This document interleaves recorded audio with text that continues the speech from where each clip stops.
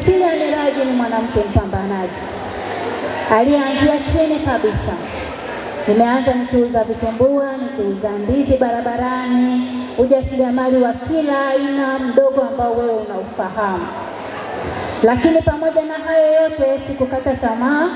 Nimepitia changamoto nyingi mbalimbali, lakini kwa kukata tamaa kwangu na kukataa kubaki pale pale kama kauli mbiu yetu inavyosema, mpaka sasa nimefanikiwa kumiliki kiwanda ambacho kinahusika na uzalishaji wa keki, mikate, vitafunwa vya aina mbalimbali hapa mkoani Geita.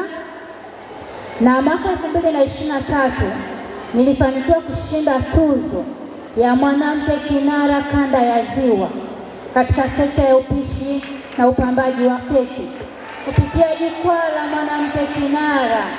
Tuzo hii ya mwanamke kinara niliyoipata ilinipa chachu, ikanipa moyo, ikanipa nguvu ya kuendelea kupambana. Na kupitia tuzo hiyo ikanipa sababu 3 zifuatazo. Kwanza, kurudisha kwa jamii yangu shukurani kwa kile ambacho wamekuwa wakiniamini, wateja wangu na wote wa kanda ya Ziwa ambao walinifanya mimi kuwa mshindi kwa kupitia kazi zangu ambazo nilikuwa nazifanya. Kwa hiyo nikaamua kurudisha kwa jamii yangu kwamba niwatumikie wanawake. Nikaanzisha grupu kwa kuwaleta pamoja wanawake wa mkoa wa Geita. Tulianza na grupu la WhatsApp, lakini baada ya grupu la WhatsApp tukaanza msimu wa kwanza wa Geita Women Festival mwaka jana.